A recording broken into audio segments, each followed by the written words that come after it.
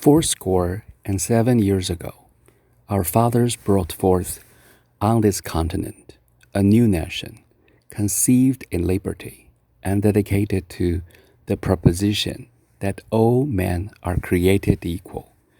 Now, we are engaged in a great civil war, testing whether that nation, or any nation so conceived and so dedicated, can long endure. We are met on a great battlefield of that war.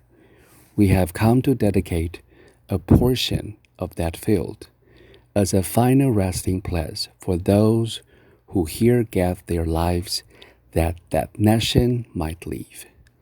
It is altogether fitting and proper that we should do this.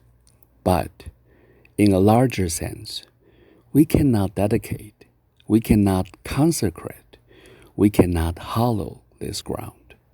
The brave men living and dead who struggled here have consecrated it far above our poor power to add or detract.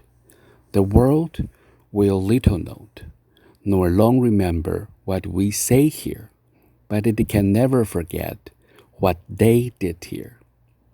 It is for us, the living, rather, to be dedicated here to the unfinished work which they who fought here have thus far so nobly advanced.